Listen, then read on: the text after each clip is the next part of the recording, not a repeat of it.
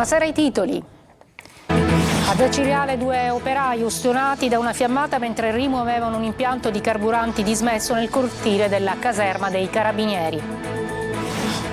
A Palermo una donna muore al civico, i parenti vengono avvisati 13 ore dopo. Il cugino dice era in un sacco nero. L'azienda sanitaria fa sapere di aver chiamato, ma i parenti non hanno risposto. A Siracusa 4 dirigenti dell'Ecomac indagati per incendio colposo per il rogo di luglio nello stabilimento di Augusta che tratta rifiuti differenziati.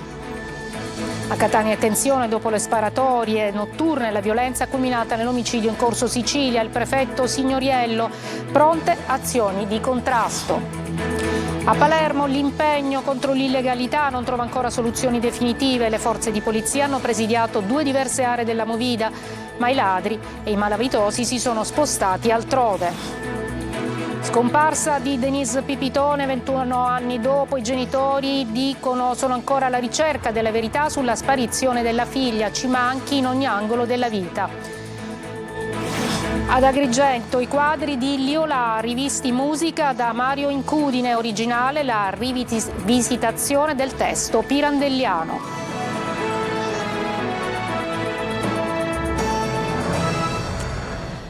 Eccoci dunque, buonasera. Ad Acireale 2 operai sono rimasti gravemente ustionati da una fiammata mentre rimuovevano un impianto di carburanti dismesso nella caserma dei Carabinieri. Sentiamo Angelo Gagliano.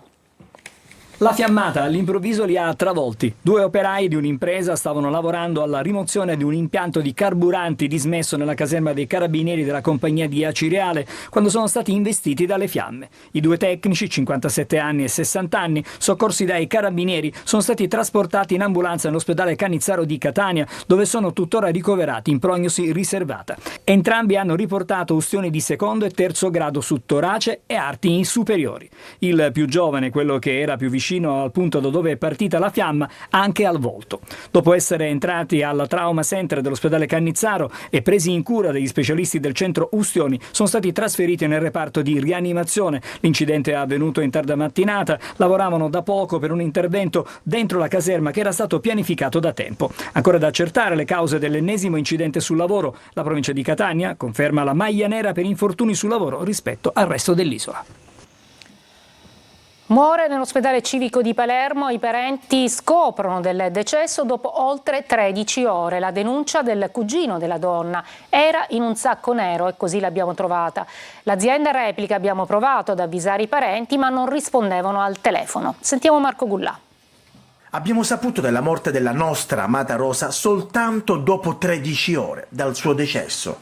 È la denuncia di un uomo, Giusto Santoro, cugino di una 62enne morta nella notte tra venerdì e sabato, poche ore dopo il ricovero al civico di Palermo. La donna si era sentita male a casa venerdì ed era stata portata dal 118 in ospedale, dove era stata ricoverata in terapia intensiva. Da quel momento Santoro non ha più avuto notizie, solo il giorno seguente ha raccontato andando a trovarla in ospedale, ha scoperto che era morta. E poi alla fine un'anima pia, che non era neanche un medico, facendo delle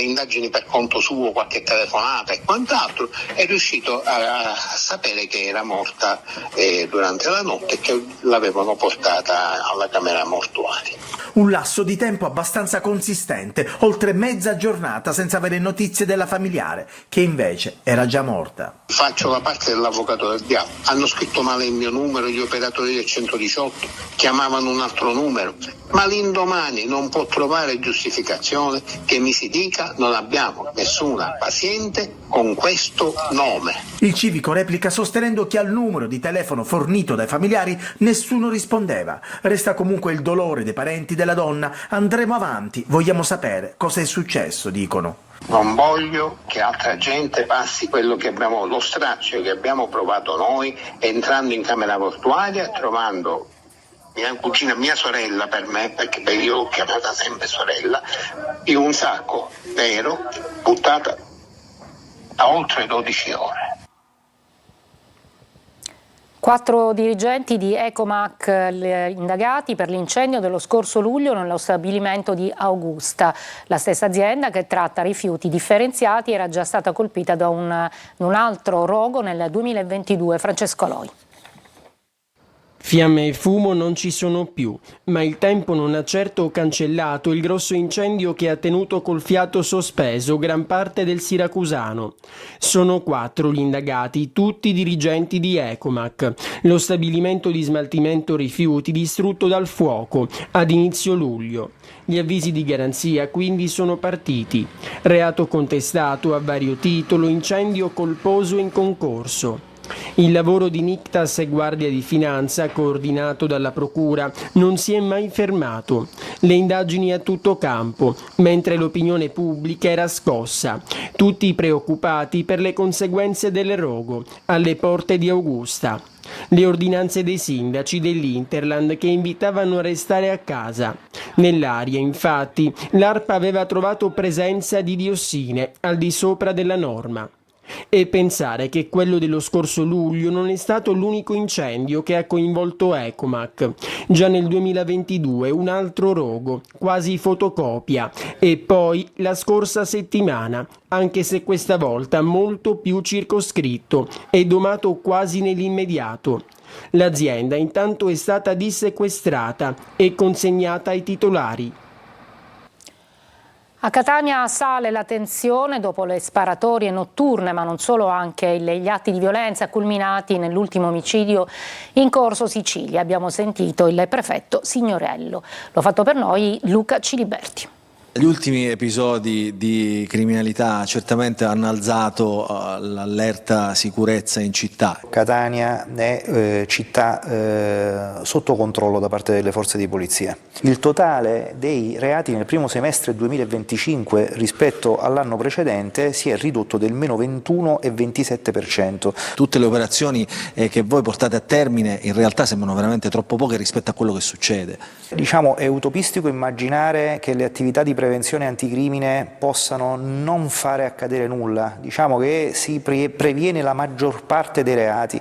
Quelli che comunque avvengono devono richiedere risposte pronte, ma lei giustamente ha citato questo ultimo episodio, questo omicidio terribile, peraltro insomma in una zona di centro di Catania, eppure le faccio considerare come poi alla fine l'omicida, o comunque presunto omicida fino alla conclusione delle attività giudiziarie in corso, cioè sia avvenuta a una distanza temporale così breve, cioè da fare capire che il sistema di risposta in realtà funziona. In tanti chiedono l'esercito, la presenza di più telecamere, può servire questo? Questi servizi che noi definiamo di prossimità vengono già normalmente disposti e infatti soprattutto nei fine settimana i servizi della Movida ci danno in termini operativi insomma grandi risultati. Non c'è dubbio che le telecamere aiutano, abbiamo visto il video dell'omicidio al parcheggiatore abusivo, abbiamo visto anche banalmente l'aggressione al sindaco di Valverde, le telecamere la dicono, le immagini delle telecamere dicono tutto. Non c'è dubbio, io sinceramente sarei per come dire, questo occhio digitale il più possibile diffuso. La Procura di Catania ha depositato la richiesta di convalida del fermo del 37enne etiope accusato di aver ucciso durante una lite per la gestione di un parcheggio un posteggiatore abusivo di 40 anni, Alessandro Indurre, nella zona di Corso Sicilia a Catania. L'indagato, fermato poche ore dopo l'aggressione da carabinieri e polizia, è reo confesso, anche se ha sostenuto di aver agito per difendersi. Il ferimento è stato ripreso da telecamere del sistema di sorveglianza della zona. E prosegue l'allarme sicurezza nella città di Palermo. Nel fine settimana le forze dell'ordine cingono d'assedio 2 diverse aree della Movida, ma ladri e scippatori di strada si spostano altrove e danneggiano l'illuminazione pubblica per agire indisturbati. Mario Viola.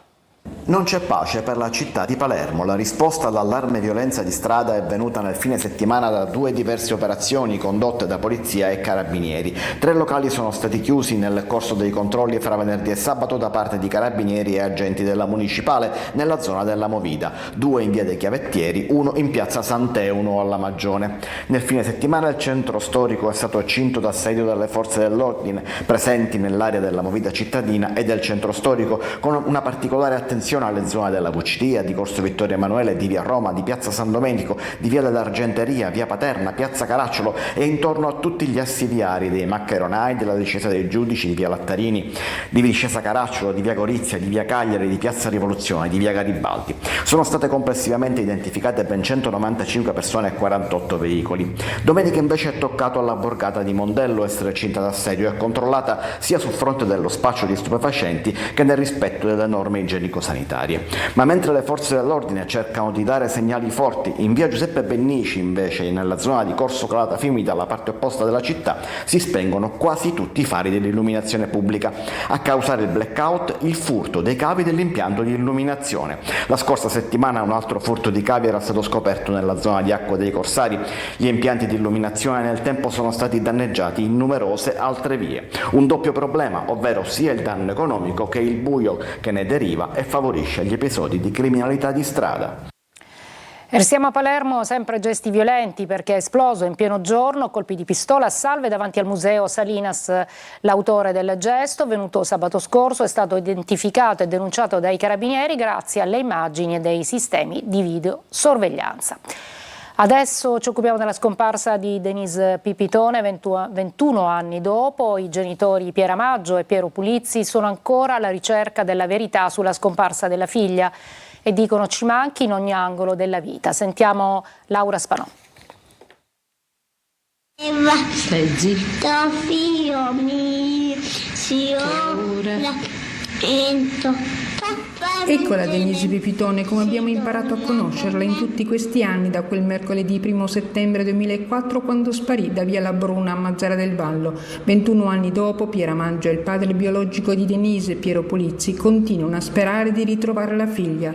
Il dolore non si affievolisce, scrivono, anzi ogni anno si acuisce. La sensazione di ingiustizia per chi ha causato sofferenza mentre noi ne portiamo il peso è straziante. Stiamo pagando sulla nostra pelle gli insuccessi degli altri, un ergastolo del dolore a vita.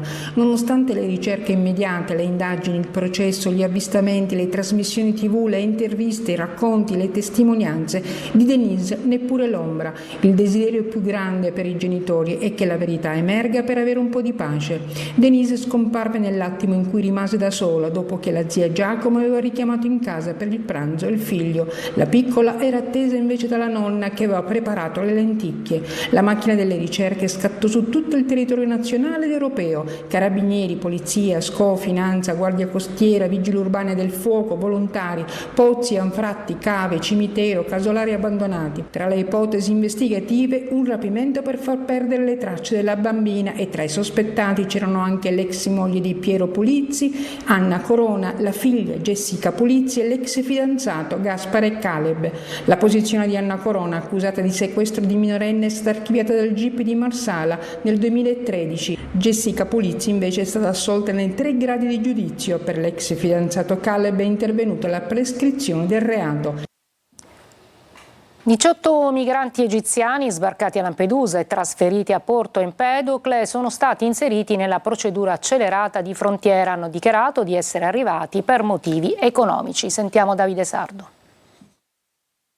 Sono arrivati in Italia dichiarando di cercare lavoro e migliori condizioni di vita, ma motivazioni esclusivamente economiche non rientrano nella Convenzione di Ginevra. Per questo 18 cittadini egiziani sbarcati a Lampedusa e trasferiti a Porto Empedocle sono stati inseriti nella cosiddetta procedura accelerata di frontiera. A selezionare i nominativi è stato l'ufficio immigrazione della questura di Agrigento. 22 migranti inizialmente individuati, 4 esclusi subito per carenza di requisiti, 18 quelli effettivamente avviati al percorso. Venerdì la Commissione territoriale ha già ascoltato i primi 13, domani toccherà agli altri 5. Questa procedura prevede tempi rapidissimi. Il richiedente viene sentito entro 7 giorni, nei successivi 2 arriva la decisione collegiale. In caso di diniego scatta l'espulsione, che può essere impugnata entro una settimana, ma senza sospensione automatica. Solo il giudice, infatti, può bloccare il rimpatrio. Gli egiziani sono al momento ospitati nel centro di accoglienza Villa Sicania di Siculiana. Per loro il futuro in Italia dipenderà dalle decisioni che la Commissione territoriale adotterà nelle prossime ore. Il comune di Catania venerdì e sabato è stato sotto attacco informatico che ha colpito il sito istituzionale. Sono in corso verifiche su tutti i servizi erogati agli utenti che vengono progressivamente riportati online. Ci fermiamo, una breve pausa poi a Messina dove l'ASP promuove una campagna contro l'uso dell'alcol alla guida.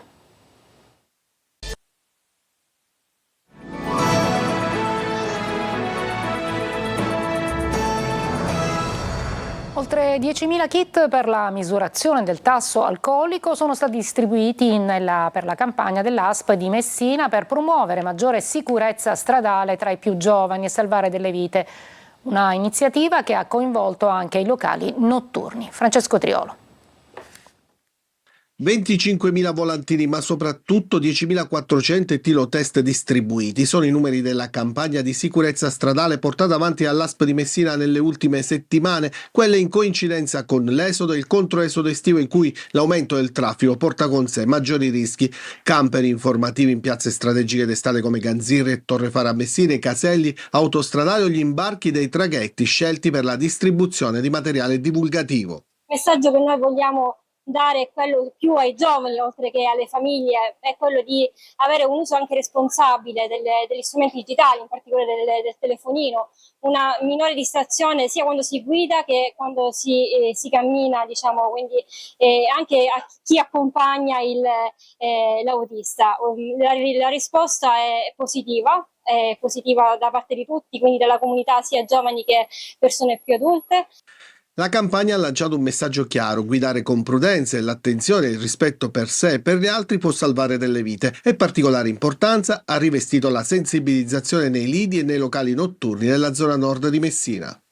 Anche il discorso della distribuzione degli alcol test a fine serata è stata una cosa che è piaciuta molto, è diventata anche un po' un gioco, ma allo stesso tempo è servita tantissimo a chi poi di fatto si è messo alla guida di capire effettivamente se era in condizioni o meno di guidare a norma di legge. Da metà settembre partirà quindi la seconda fase di educazione stradale con attività educative nelle scuole secondarie e distribuzione dei kit per la misurazione del tasso alcolemico in alcune serate nei locali notturni. I quadri di Liolà firmati da Mario Incudine, così si è chiusa ieri sera al Teatro dell'Efebo la 36esima settimana pirandelliana di Agrigento, una rivisitazione musicale e teatrale dell'opera appunto di Pirandello. Sentiamo Davide Sardo.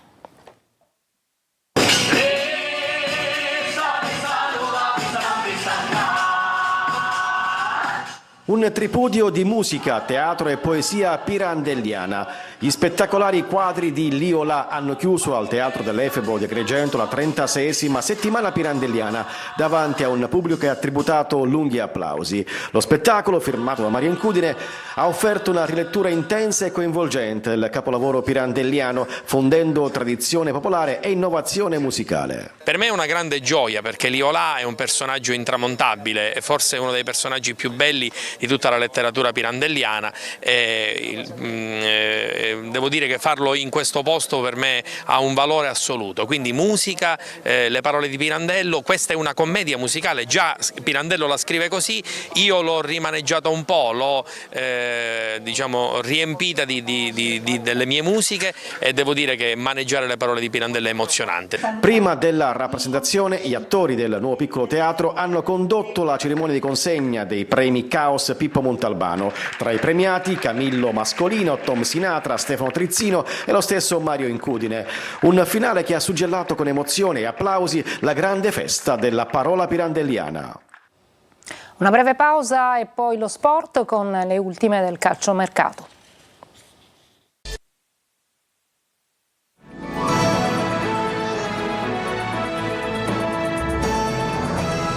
Eccoci al calciomercato, il Catania non chiude con Buglio, la Juve Stabia si tira indietro e il centrocampista finisce al Catanzaro. La Salernitana prende Frascatore che poteva arrivare nel caso di partenza di Allegretto. Sentiamo Francesco Triolo.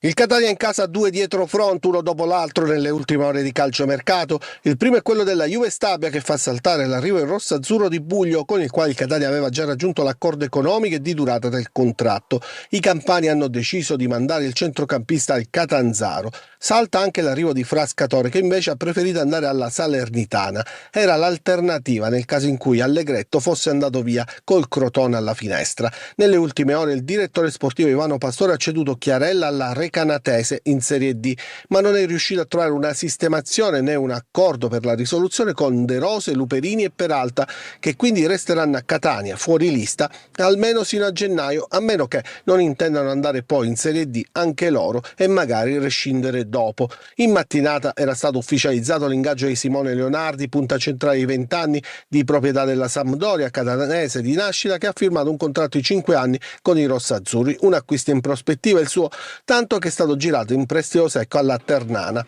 Stessa formula anche per il centrocampista Rino Frisenna, che si trasferisce al Siracusa per la prossima stagione con l'obiettivo di giocare con continuità.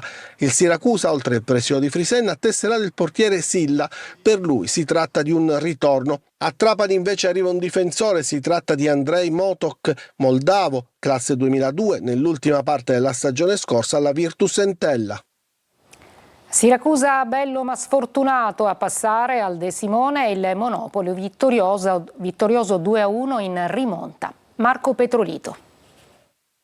Un Siracusa volitivo, a tratti arrembante, cede nonostante una buona prestazione al cospetto del Monopoli.